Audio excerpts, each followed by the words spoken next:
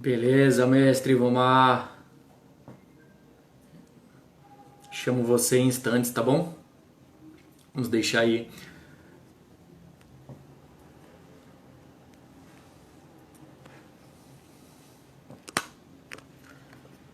Sejam todos bem-vindos, Ney, Alex, Tony.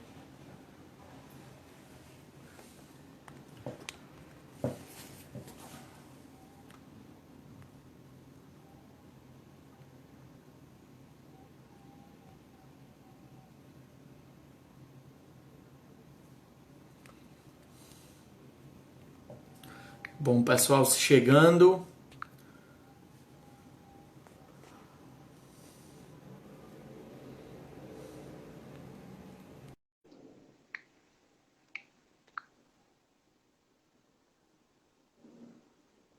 Muito bem, sejam todos bem-vindos. Boa noite, Nívia Marina e Nívia Miranda. Mãe, irmã, presentes. Muito bem. Bom, já tenho aí um número representativo de pessoas, né? Bom, eu vou começar a live de hoje, uma live especial para Miranda Sá. Mais uma live do higienista ocupacional. Sejam todos bem-vindos. Uma boa noite de terça-feira, às 19 horas. A série de lives, sexta rodada com o nosso mestre Ivomar Mesoni. Seja bem-vindo, grande mestre. Obrigado por ter aceitado, sem hesitar, o nosso convite. Para a gente, para nós, é um grande prazer poder recebê-lo e conversar um pouco sobre um conteúdo tão relevante para a aposentadoria especial. Antes de mais nada, gostaria de agradecer a todos os ouvintes, né, e participantes da live, fazer também um agradecimento em especial à Letícia Prado Lima, ao nosso amigo Antônio Carlos Cunha, ao Augusto Moraes, à Caroline Vasconcelos, a Ana Flávia, a Leiliane Pinheiro e ao Gustavo Trindade, que são pessoas que estão sempre muito próximas. Lembrar que as lives da Miranda sempre acontecem às terças e quintas com saúde, segurança e higiene ocupacional, comigo pilotando essa espaçonave, trazendo sempre convidados ilustríssimos. Na terça que vem temos o Rosenberg Lopes, que acabou de entrar. Gostaria de te agradecer pelo convite. Né? O Rosenberg, que representa a RTX, vai estar falando sobre a avaliação ocupacional de mãos e braços, a nossa INHO 10. Muito obrigado, Rosenberg, por estar vindo prestigiar. Deixar também a nossa mensagem que às quintas-feiras temos o nosso ilustríssimo profissional da área ambiental, o nosso docente Antônio Carlos Cunha, engenheiro ambiental, biólogo, mestre em ecologia e biomonitoramento, que vai estar conduzindo junto com um grande mestre para mim no meu desenvolvimento profissional, uma pessoa que eu tenho também um imenso carinho, que é o Marcos Carvalho, da BDP WAST, na quinta-feira também, às 19 horas. Bom, a nossa live ela tem um tempo de duração curto, 60 minutos, e muito provavelmente o nosso amigo Ivomar tem muito o que contar sobre fundamentos do LTCAT, que é o nosso tema de hoje, tema bastante atrativo. Acho que há muita coisa para se falar, né, do clássico ao contemporâneo. O nosso decreto sofreu uma alteração agora no final do período do mês de junho, né, de 2020, houve uma alteração desse decreto 3048 para 10410. Vou deixar que o Ivomar mate aqui algumas de nossas curiosidades, mas gostaria de falar sobre a empresa do Ivomar. O Ivomar, que cedia no estado do Paraná, né, é uma empresa do Sul. A Ivomar Soluções em Segurança do Trabalho, ele que está à frente desse projeto maravilhoso. Gostaria de dizer que é um trabalho belíssimo. Já tive a oportunidade de ser aluno e espero continuar sendo eterno aprendiz do nosso mestre Ivomar Mesoni, e com a sua dupla talentosíssima, Júlia Mesoni também, que é a nossa convidada de terça dessa terça a 15, seria a 8, mas ela está tocando um trabalho de elaboração da análise ergonômica do trabalho que roda nesse momento. Então, o Ivomar ele vai comentar aqui também para a gente os eventos que estão acontecendo essa semana, né, como, por exemplo, cursos de perícia, vibração ocupacional e elaboração do LTCAT, que é o tema que está sendo aqui explorado na data de hoje. Referência nacional, o nosso docente, ele que é engenheiro de segurança, perito, docente e instrutor. Vou convidá-lo aqui para esse animado bate-bola e muito esperado bate-bola também, o nosso amigo Ivomar. Vamos lá, vamos ver se eu encontro ele aqui no meio dessa turma. Olha o Ivomar aqui, vamos ver se eu consigo chamá-lo para dividir aqui para dividir o protagonismo aqui comigo. Novamente aqui, essa pegadinha eu não vou cair novamente. Acho que agora eu consigo trazer o Ivomar. Vamos ver, professor. Opa! Seja Cara, tudo bem, Miranda? Boa noite. Cara, não sei o que aconteceu antes, cara. Deu um breu total aqui, cara.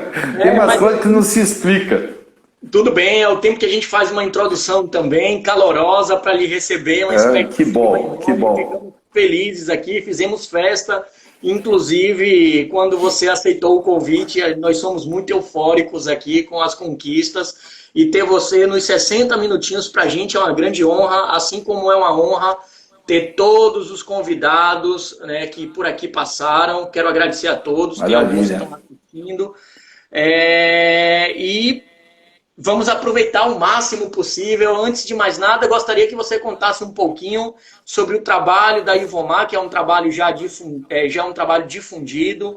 Queria aproveitar na sua presença e lhe fazer uma homenagem, de dizer o quanto é importante o seu trabalho de disseminação. É uma influência enorme, é necessário esse contexto da educação, da higiene, da segurança ocupacional feita por você. Espero lhe ver aqui na Bahia. Vou batalhar para te ter aqui, ao vivo e a cores e respirando. Que agora o online é a grande modalidade. Você está sabendo aproveitar muito bem. Parabéns por esse sucesso. E aí, Miranda, muito obrigado, primeiramente, pelo teu convite. Mas antes disso, obrigado pela tua participação no meu curso, né? Num dos cursos que a gente disponibiliza, né, dentro da nossa empresa. E é uma felicidade grande estar aqui junto com teus seguidores também, né? Então, para a gente trocar, bater um papo, uma conversa assim bem informal sobre LTCAT, né? Então, a minha história vem lá de 85, quando eu fiz o curso de Técnico de Segurança do Trabalho, tinha terminado a faculdade, e me falaram, vai fazer o curso de Técnico de Segurança, e eu me joguei. Eu nem sabia o que era. E quem me falou que era para fazer também não sabia, né? E foi até 97, né? E aí que, em 97, eu fiz a minha pós, né, de Engenharia de Segurança do Trabalho, e nesse tempo eu já comecei a trabalhar com a área da educação. Mas é interessante essa questão do LTCAT que marcou a minha vida, né? Por quê? Antes de 97, como técnico de segurança, tá? Então eu já tinha conhecimento da lei previdenciária para aposentadoria especial. Então eu fazia o que era possível, né? Dentro até 97, né? Então a lei previdenciária eu aprendi lá de trás, né? Veio lá de trás comigo. Por isso eu digo, eu acho que eu tive muita sorte, porque tem tanta coisa que acontece na vida da gente, né? E acontece, e lá na frente que a gente vai perceber o quanto que é diferencial isso, né? E em 97 eu comecei a fazer daí, e aí que teve uma mudança grande do LTCAT a partir de 5 de março de 97, foram revogados alguns agentes que não se enquadravam mais como com direito ao, na caso, aposentadoria especial, né? Bom, nesse tempo eu comecei daí, como engenheiro de segurança do trabalho, fazer os LTCAT. Porém, em 2000, 3 anos depois da pós-graduação, né, veio 2001, veio uma grande mudança mesmo, que foi instituído o formulário do PPP. E eu comecei, aí que eu digo que eu tive sorte, Miranda, tá? Porque aula de como elaborar o PPP. Olha só, como elaborar o PPP, que é um absurdo hoje, que não cairia, não daria certo hoje, né? Então eu comecei a dar treinamento porque não tinha ainda mecanismo de explicar cada itemzinho do PPP, e eu saí para o Brasil inteiro dando curso. Tá? Muito interessante isso, sabe? E nesse ponto, daí eu comecei a trabalhar como perito, né, da Justiça Federal e ainda fazer LTCAT, né? Então, as mudanças que vieram, né, desde 85, desde 97, 5 de março, desde 2000, 2001 em diante, e que aconteceram agora, essa alteração do decreto 10.410, né, dia 30 de junho de 2020, então eu acompanhei tudo isso. Mas eu acompanhei fazendo, que é diferente, né, Miranda? É diferente você, vou aprender a fazer LTCAT, mas se você não coloca em prática, não vivencia isso dia a dia, né, você vai deixando no meio de lado. E isso que aconteceu com o LTCAT no Brasil. A partir de 2000, 2001, o incentivo era enorme e a ameaça que pairava sobre todas as empresas assim: olha, se não tiver o PPP atualizado, vai ter multa, porque quem vai fazer agora uma demissão do funcionário vai ter que ir lá no sindicato, tem que levar o PPP, tem que levar o laudo, ou seja, cara, foi um incentivo, uma divulgação muito forte em cima disso. Porém, o que aconteceu? O que aconteceu? Foi caindo no esquecimento, ninguém cobrava nada, né? Alguns escritórios regionais estavam cobrando, um cobrava LTCAT junto com o PPP, ou seja, e a coisa começou a baixar a poeira.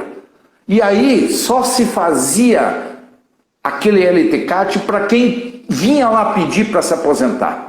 Né? Somente esse. Então, geralmente eram laudos extemporâneos. Já vamos falar um pouquinho sobre isso, né? Miranda? É importante, né? Então, aí chegou o momento, né? Chegou o momento que começou a melhorar. Quando que foi de novo? Quando apareceu o E-Social. O E-Social foi a minha salvação. Por quê? Eu já vou te explicar. Os meus cursos presenciais até março, né, que foi o meu último curso pela revista Proteção em São Paulo, né, presencial, né, então esse meu curso ali é um encanto que eu tenho, né, de trabalhar presencialmente ou ao vivo, que nem nós temos o curso, é uma coisa maravilhosa. Mas até então, tá, eu dava o curso de perícia e o pessoal falava de LTCAT.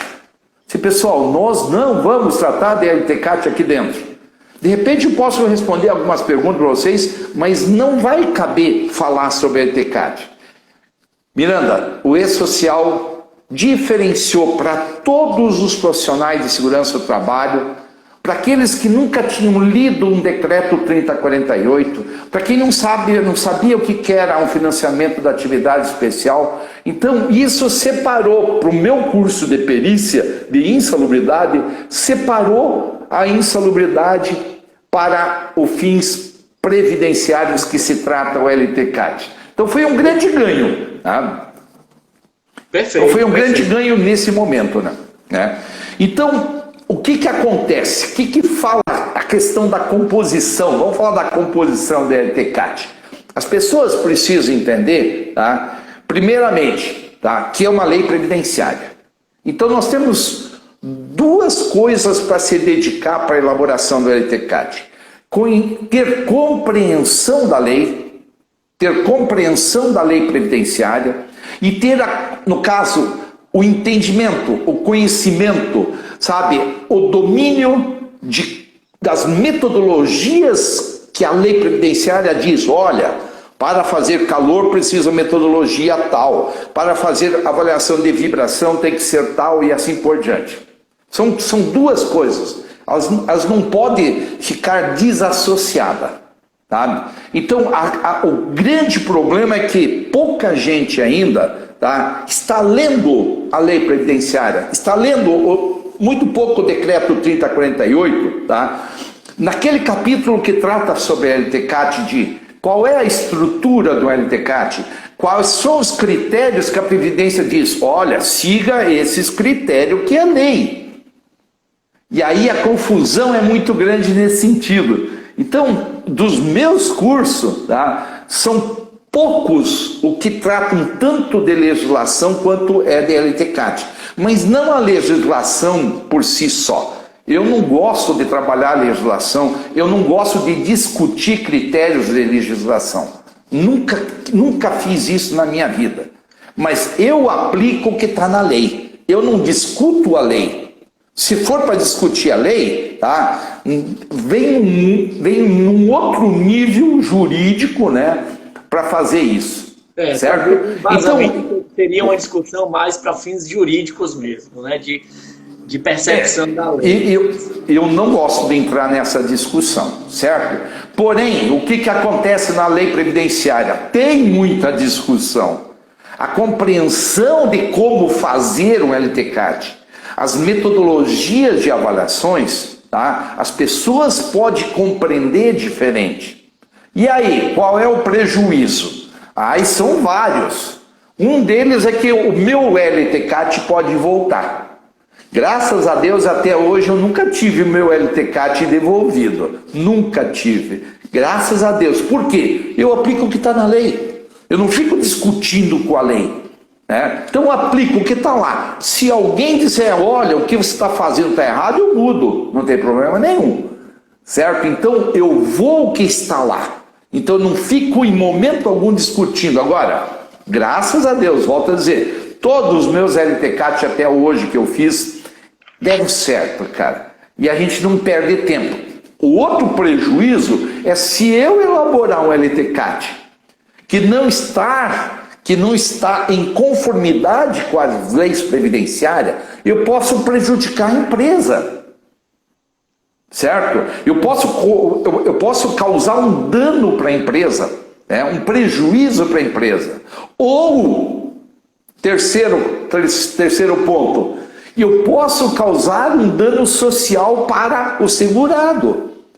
Entendeu, Miranda? Então eu tenho que fazer a coisa acontecer, eu tenho que fazer a coisa certa. E se quando eu tenho dúvida, eu vou atrás da informação jurídica. Tá? Mas eu não vou discutir com Miranda uma questão jurídica, eu vou discutir, eu vou pedir opinião. Eu vou atrás dos meus amigos que são da Previdência também, um deles é o Cladeci, eu vou lá e pedir para o Cladeci. E agora, aplica o que aqui? Não, aplica isso, eu vou lá e aplico. Entendeu? Então agora, com essa mudança da 10.410 também, cara, vai dar problema, mas primeiro vai ser problema para a Previdência, não para nós. Vamos falar já na medida seguinte. Então, a questão da composição do LTCAT, Miranda. Tá? O que nós precisamos entender? Que nós, lendo, tá, o decreto 3048, que ele está em vigor, que ele não foi revogado, ele foi alterado pela 10.410, alteração é diferente de revogação. Então, vale ainda, né, o decreto 3048? Vale, tá? Então, dentro do decreto 3048, ele explica dois modelos de laudo.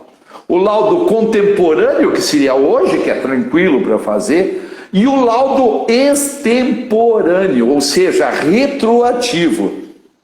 E esse é problema. Por quê? Porque a lei previdenciária ela foi mudando muito as metodologias ao longo do tempo. Foi alterando muito. E essas alterações, para quem vai elaborar um LTCAT, requer uma atenção muito especial em cada item, em cada agente de risco. Se você não prestar atenção, por exemplo, vamos pegar o exemplo do ruído. Nós temos limite de tolerância de 80, foi para 90 e depois veio para 85. Para 80 e 90 era NR15 anexo 1 e 2. E aí depois aí que vem aquela briga, aquela discussão enorme que eu acho desnecessário, mas tudo bem, o pessoal gosta de discutir, de medir, né, medir conhecimento, que eu não gosto de medir conhecimento com ninguém, não tem necessidade, né? E a questão, a metodologia a partir de tal data, aí passou a ser o quê? Pela NHO 01. NHO 01, qualquer um sabe qual que é o fator de troca. Sempre usei em função dessa alteração e nunca tive problema. Porém, o entendimento e a compreensão dos colegas é deles. Eu sempre digo, você quer tá na dúvida se é Q3 ou Q5, faça o laudo. Se voltar, você está errado. Pronto. Nada mais. Né? Tem umas coisas tão lógicas, né? Simples então, assim, simples, cara. Né? Então, essas questões legais das metodologias e como que eu devo elaborar um laudo, cara, é uma coisa assim espetacular, cara. Mas as pessoas têm que ler mais a lei, sabe? Tem que entender mais a lei. E é interessante quando se fala de LTCAT para fins de aposentadoria especial e quando fala de perícia previdenciária, as coisas mudam bastante. Os critérios são os mesmos, mas quanto à perícia a coisa começa a mudar, porque aquilo que você lê na lei, o juiz interpreta de uma forma diferente. E aí você perito, tem que obedecer ao juiz, né? Então já vi de tudo um pouquinho, né, em perícias previdenciárias, e aí depois que a gente vai entendendo bem como que é um processo previdenciário e assim por diante, é uma coisa assim muito interessante, tá? Porém, gente, tá? Composição do LTCAT. No teu ponto de vista, Miranda, e aí, como que fica?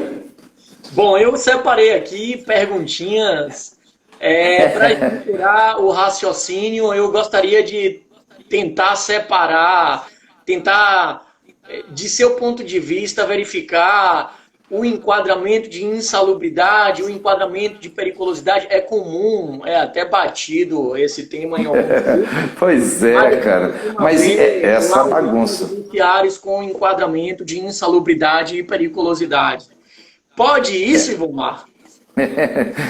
Olha, até 97 podia por eletricidade. Até dia 5 de março de 1997.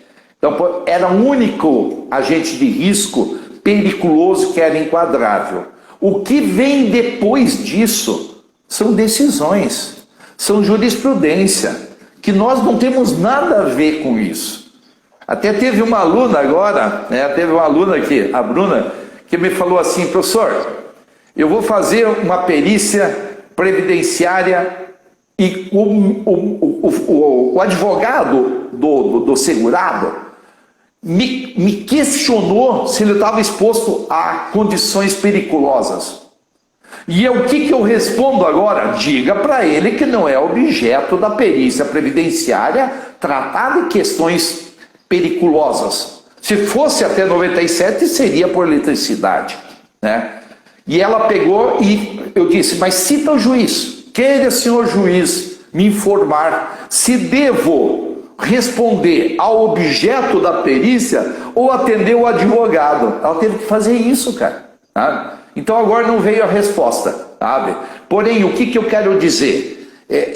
Ela sabia perfeitamente o que tinha que fazer como perita, né? Então, o laudo pericial previdenciário dela, ela fez a coisa certa. Porém, o advogado também não está errado. Por quê? Porque ele quer ouvir do perito dizendo que é periculoso porque tem uma jurisprudência. Nós não temos nada a ver com isso. Se o juiz falar para o perito fazer isso, beleza. Agora, se algum advogado perguntar para você, Miranda, eu coloco lá periculosidade ou não? O que você vai dizer? Negativo. No meu LTCAT eu não coloco isso. Por quê? Porque não está contemplado dentro da lei previdenciária. Então, periculosidade e insalubridade, a insalubridade, a mistura, o problema é o quê? Tá? Porque quando se conclui um LTCAT, eu vou dizer se há enquadramento ao benefício da aposentadoria especial, vou falar qual é o agente de risco, certo? Agora, a partir do momento, tá? A partir do momento que é insalubridade, eu vou dizer o quê? Tá? Conforme o agente físico, ruído, conforme a NR15, anexo 1, há enquadramento, ultrapassou o limite de tolerância, tal, considera-se como condição insalubre em grau médio. Então, a conclusão é diferente. Conclusões diferentes. Alguns critérios podem ser semelhantes, né? De enquadramento, por quê? Porque a lei previdenciária use a metodologia da NHO, lá da Fundacentro, certo? Mas os limites de tolerância têm que ser da NR15. Então, isso não mudou ainda. Interessante que, além de conclusões diferentes, para alguns casos, metodologias iguais, mas as interpretações também, elas são diferentes, né? E tem esse critério que é interessantíssimo, que é o divisor entre insalubridade, que é o divisor entre o financiamento da aposentadoria especial, né? O caso clássico do ruído, a proteção individual, interpretativos diferentes, como por exemplo, então, hoje já se faz necessário essa distinção entre laudos para se facilitar o entendimento da conclusão. Eu poderia pensar dessa forma, professor? Com certeza, mas só que tem uma coisa, nós temos que aprender, principalmente como engenheiros, a respeitar a lei. Não é o que eu acho. O meu grande problema até hoje para trabalhar nos cursos de LTCAT, tá, são aquelas pessoas que conhecem de higiene passional e aí querem aplicar a higiene passional dentro do LTCAT. Querem aplicar a CGH dentro do LTCAT. Não está escrito lá. Então é facilmente reprovado um LTCAT quando não atende os critérios das metodologias. Certo? Então, o grande problema que eu vejo é isso. Outro dia eu estava ouvindo um colega falar, né, que até dia 30 de junho de 2020, tá, a sílica, a partir de 2014, entrou como cancerígeno. E a lei previdenciária diz o quê? Ela é clara. Não precisa avaliar quantitativamente. E aí um colega que, olha, o cara é bom, é meu amigo. Ele disse, olha, eu não levo em consideração. Eu vou lá e faço a avaliação de sílica. Se não tiver sílica, eu não enquadro na parte... Então eu não posso ultrapassar a lei. A importância de respeitar o que está na lei. Por quê? Se está prejudicando alguém, certo? Então, se você identificou a presença de sílica, para fins de LTCAT, ele é qualitativo. Porém, aí tem que atender os requisitos, né? Quando vem a questão de ser cancerígeno, dentro da lei. O que a lei exige para ser realmente cancerígeno, para enquadrar com ele? Tá? E um dos critérios que eu sempre falo, tá? Não basta ultrapassar o limite de tolerância do agente. Não basta ultrapassar. Além de ultrapassar, tem mais um ponto que é decisivo na conclusão do laudo. Tem que ser o quê? Permanente. A lista, né? E aí que tá, eu tenho que respeitar. Agora, se tem jurisprudência e vão derrubar isso, tem nada a ver. O que é permanente? A lei previdenciária trata do conceito do que é permanente. Então, siga o que está na lei. Leia lá o decreto 3041. Então, eu sei, eu entendo, eu reconheço, eu reconheço que a parte de sílica, né, eu posso avaliar quantitativamente, mas a lei a partir de 2014 diz, não precisa. Se não precisa, para que você vai avaliar e vai dizer que não tem sílica? Tá? E aí vem aquela questão maior lá, né, tal, abaixo do limite de quantificação da amostra, né, certo? Mas quer dizer que não tem. E aí fica isso. Tá com um problema no teu sinal aí, né? Um pouquinho, deu uma travada aqui também, mas eu consegui acompanhar. E aí aproveito o seu feedback para ver o quanto é importante você se munir de todos os instrumentos necessários para se fazer um enquadramento. Não basta... Ali tem uma pergunta legal ali, ó. A questão do ruído, né? O ruído foi até 30 de junho de 2020, a questão da proteção, né? Ele cita realmente aquela decisão do Supremo que a Previdência não recorreu mais em cima disso. Mas eu vou colocar isso no laudo? Não necessariamente. Você tem que saber que existe, se você conversar com o teu cliente antecipadamente, você deve colocar, se ele concordar. Se ele não concordar, não ponha, porque não faz parte da lei previdenciária. Isso é uma decisão. Não faz parte do decreto 3048, do 10.410 agora. Então, você coloca quando o teu cliente concorda que vai recolher, né, aquele percentual do GFIP ali para financiamento da atividade especial em função do ruído, que a proteção diz que a proteção se desqualifica, né, dentro desse período, 2014 até dia 30 agora, de junho, né, de 2020, né, de 2020, tá? Então, agora, eu chego para o meu cliente, quando faço a conclusão com o ruído, e digo, olha, tem aqui uma decisão do Supremo. Tá? Converse com o teu advogado e verifique se você passa a recolher sobre o ruído, por mais que tenha proteção e é eficaz, até 30 de junho, vou fortalecer aqui, até 30 de junho de 2020, nesse período, o Supremo dizia, necas, tá? Não protege, então tem que recolher os 6%. E é o próximo passo que a Previdência vai bater através da Receita Federal agora. Tudo aquilo que tinha em documentação e tudo que vai entrar agora a partir de setembro, acima de 85 decibéis, vai ficar esclarecido, tem que cuidar com isso. Porém, graças a Deus, a Previdência no decreto 10.410 disse que se comprovar a eficácia dos EPIs, não há enquadramento para aposentadoria especial, por mais que seja até cancerígenos. Está lá no 10.410 que tem que dar uma lidinha lá. Né, Miranda? Beleza, professor. Eu queria aproveitar uma palavrinha que você utilizou aqui para fazer enquadramento do direito da aposentadoria especial, que é o conceito de permanência. O que é esse conceito de permanência atrelada à nocividade? A gente sabe que o laudo ele vem de exposições, né, objetos de agentes físicos, químicos e biológicos, mas não basta medir, não basta enquadrar em lista, não basta apenas ter a exposição. Por que essa permanência, professor, ela é fundamental? Porque está na lei. Não posso discutir o que está na lei. Eu tenho que obedecer o que está lá. No meu laudo não pode fugir disso. Se eu fugir disso, eles vão devolver meu laudo. Né? Então, o que é permanência? Está lá, no decreto 3048, falando o quê? Que é indissociável da atividade.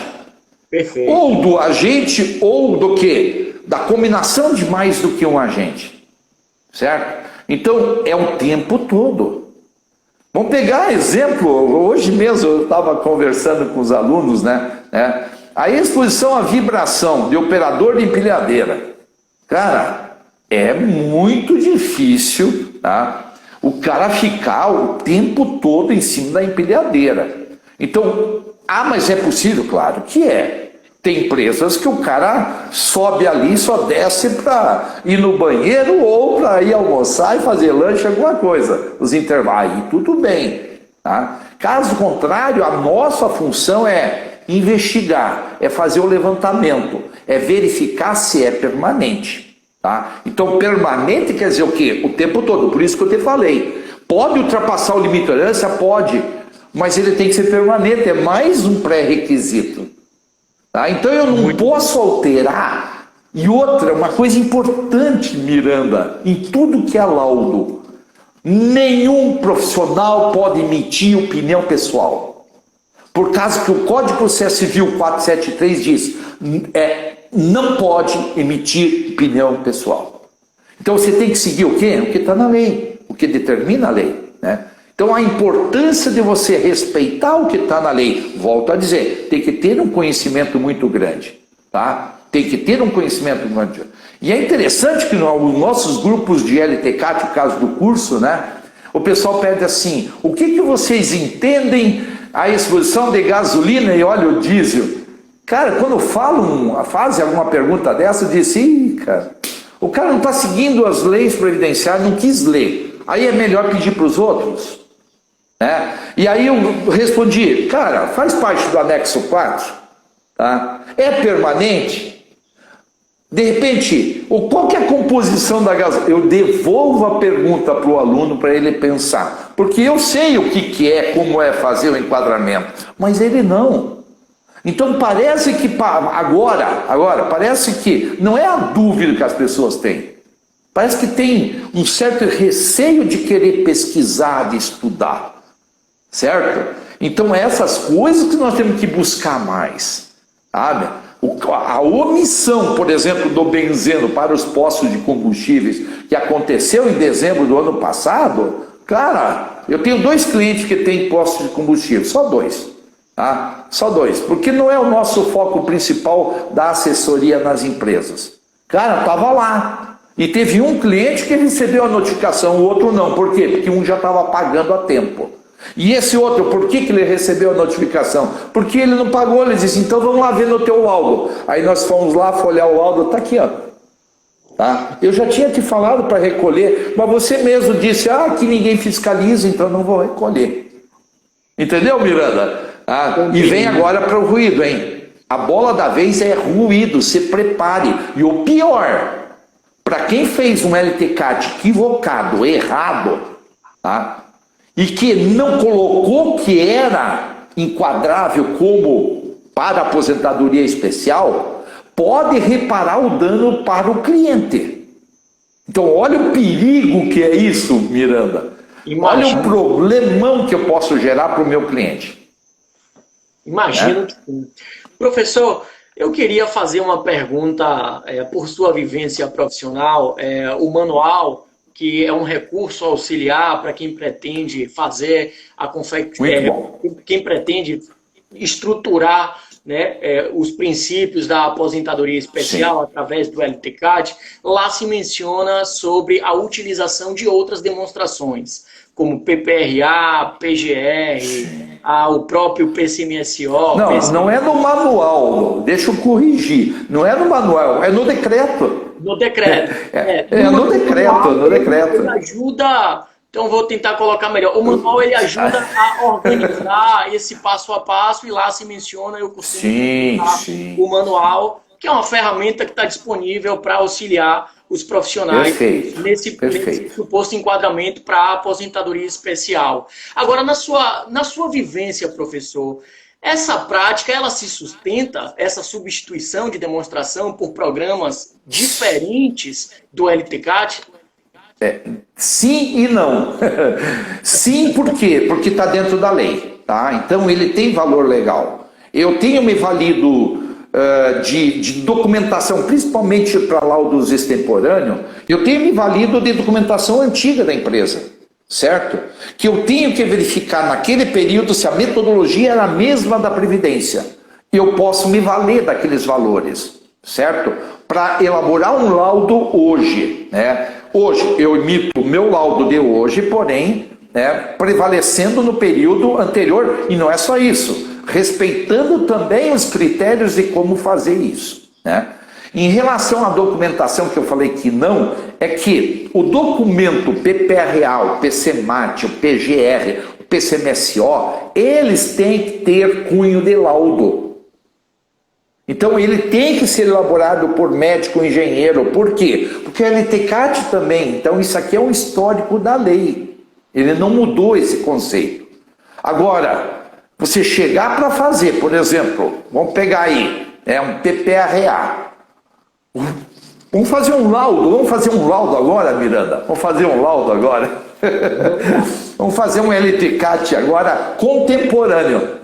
E aí eu vou pegar lá de um PPRA que a empresa tem, porque ele só queria o PPP, eu disse, não, mas eu tenho que fazer o laudo. Não, nós temos toda a documentação aqui. Você pode fazer um LTCAT?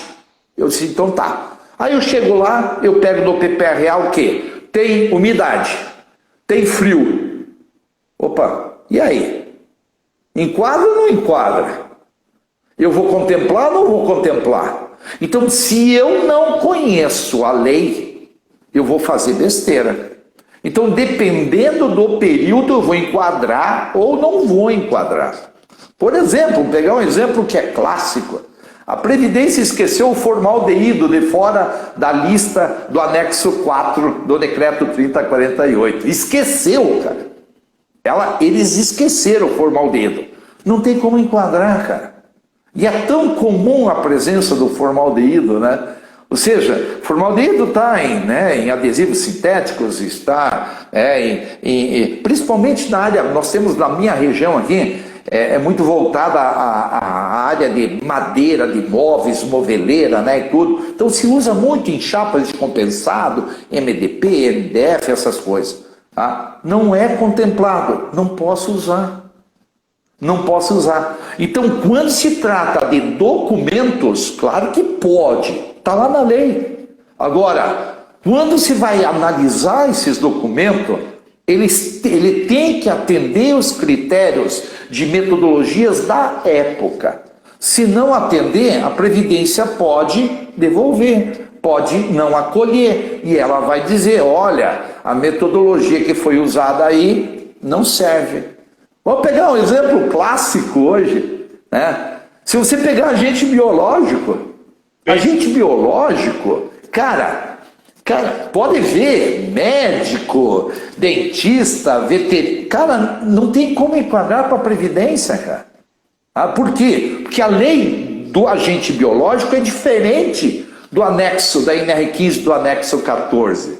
Então, isso é conhecer o quê? Da metodologia, da lei, tem que ler, tem que respeitar os períodos, né? E isso vai fazer uma grande diferença no momento de elaborar. Vou dizer uma coisa para você, Miranda. Cara, dá um trabalhão fazer LTCAT, mas dá uma grana legal, cara. E agentes biológicos, na verdade, eu fiz a minha quarta pergunta aqui pensando nesse enquadramento de aposentadoria, de suposta aposentadoria especial, pensando no anexo 14, que fala sobre exposição a agentes biológicos. Tanto para insalubridade já se fala em permanência e a aposentadoria já tem esse conceito para praticamente todos os agentes nocivos.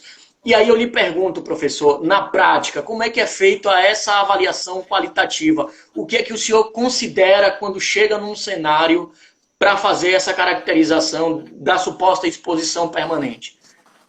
Eu tive agora fazendo que era um dentista. Tá? Não, perdão. Foi a outra. Uma psicóloga. Sabe? Uma psicóloga. E para fazer o enquadramento hoje para um laudo contemporâneo previdenciário, tem que ser por doenças infecto-contagiosas. E aí eu pedi para... Olha bem como que é simplificado, é simples. Por mais que a parte de agente biológico, eu acho muito difícil de fazer laudo, qualquer tipo de laudo. Eu considero um dos riscos piores que tem.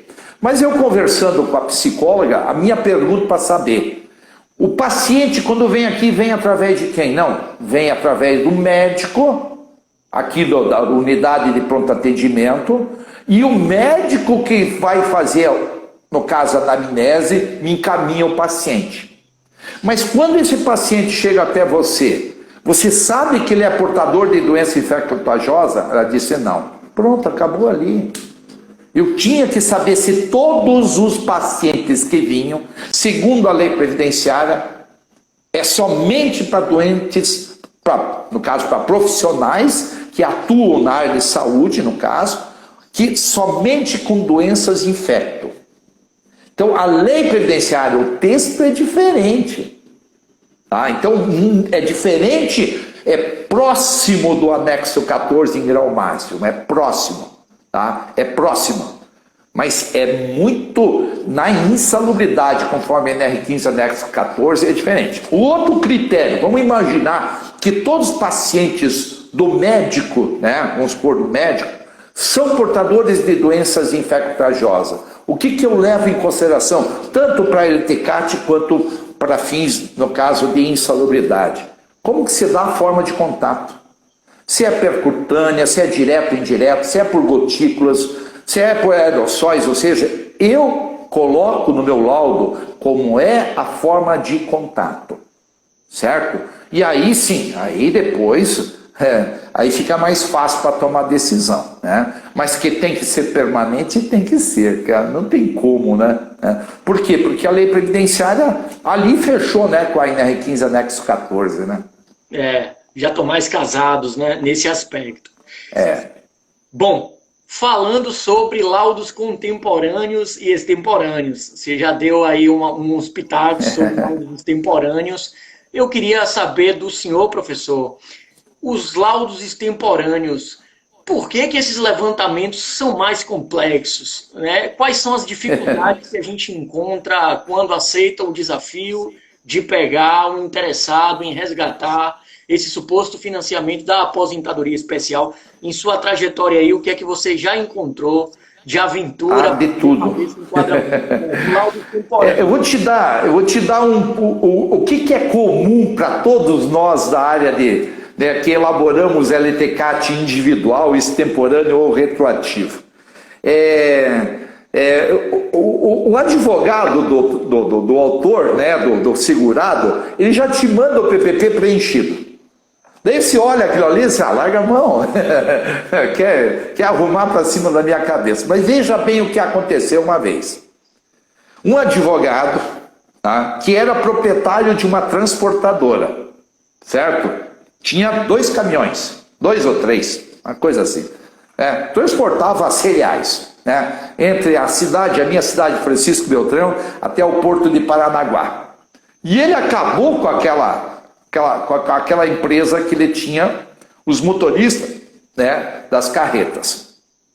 E aí um colega dele, que é advogado previdenciário, preencheu um documento lá dizendo que o índice de ruído da cabine daquele caminhão era 92 decibéis. E encaminharam, né, esse advogado, né, com o segurado, com o motorista, o ex-motorista desse meu advogado, amigo meu, encaminhou no caso, para o processo de aposentadoria especial. O que aconteceu, Miranda? A Previdência assim, você tem o PPP? Onde que está o LTCAT? Não tinha LTCAT. Aí ele me ligou, Vomar, vem aqui no meu escritório. O dono daquele, né, era o empregador do motorista. Vomar, vem aqui no meu escritório. E ele me mostra aquele PPP, eu assim, mas como isso, cara? Dá uma lida o que está escrito embaixo do PPP, que tinha que tirar esses valores do LTCAT, você não fez isso. Você é advogado, cara, não preciso te dizer isso. Pois é, Ivomar, já aconteceu. E agora? Eu disse, eu não faço. Onde que está o caminhão? Onde que está esse caminhão? Mas não sei. Pois é. Se tivesse o veículo aqui, eu ia avaliar de novo. Agora, como ele não tem, eu não vou poder te ajudar. Pois, Ivomar, você é meu amigo. E daí? O problema é teu, você fez uma baita de uma besteira. O que aconteceu? Ele disse, Romar, quem que pode fazer isso para mim? Eu disse, não sei. Tu acredita que teve algum colega que foi lá e fez um laudo para justificar o que está no PPP errado? Então, o que eu quero dizer com isso? Primeira coisa, um laudo extemporâneo tem que respeitar os quesitos, né, as exigências da Previdência. E uma delas, o que é? Tem que ter a máquina lá, tem que ter um ambiente lá, não pode ser feito similar. Eu ouço muito colega por aí falar, olha, tem que ser similar. Mas que similar? A lei diz que não pode ser similar.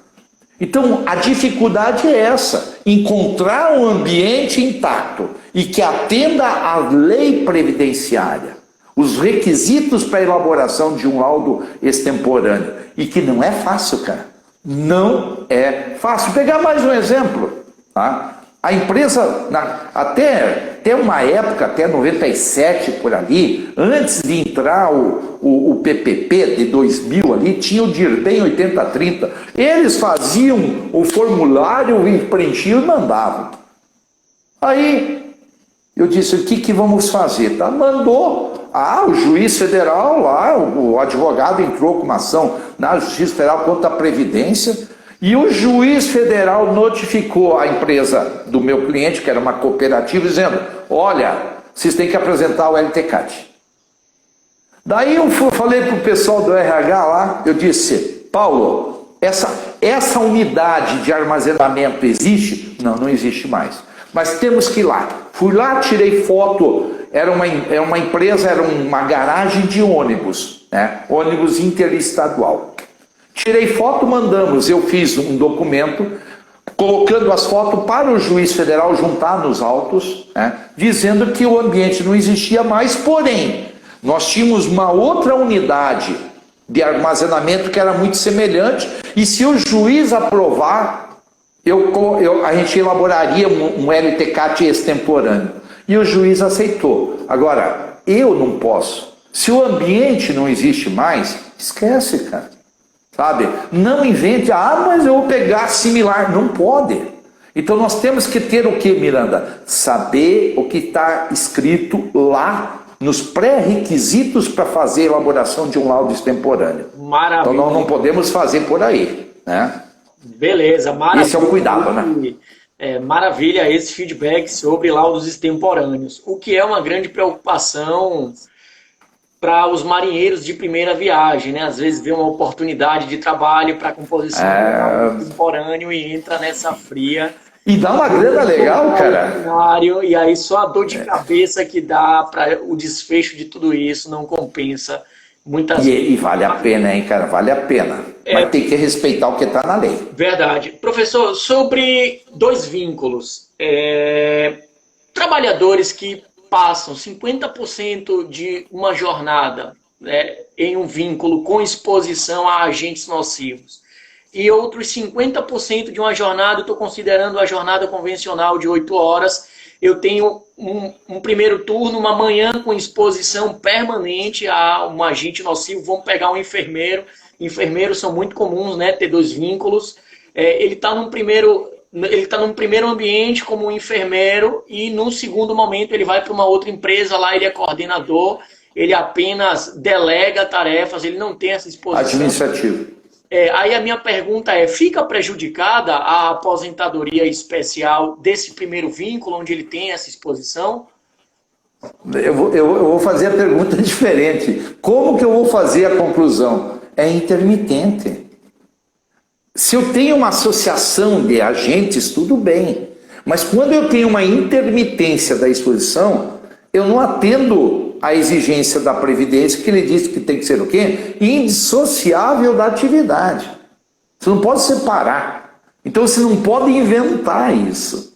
Então se você forjar alguma coisa nesse sentido, você está burlando a lei e pode ser responsabilizado por isso.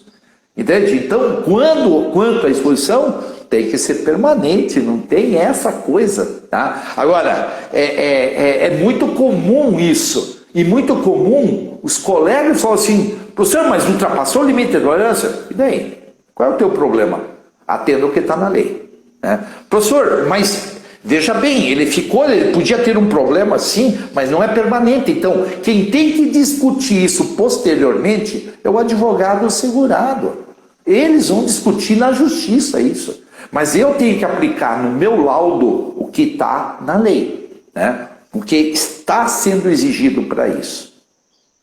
Muito bom, muito bom. Agora, na distinção entre laudos individuais e coletivos, quais são as condições que os laudos individuais geralmente não são aceitos? Tem casos de você se deparar com laudos que foram apresentados para financiamento da aposentadoria especial e eles não foram aceitos pelo INSS?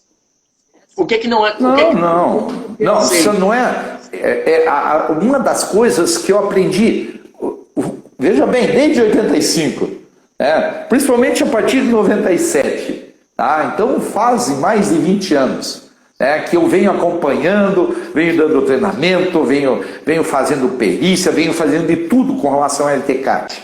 Tá?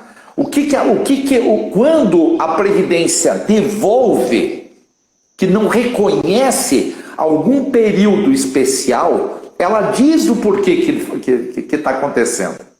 Ela diz, essa semana aconteceu que um colega recebeu a informação de uma empresa que o período era de 94 até hoje, operando a mesma máquina que era uma pá carregadeira.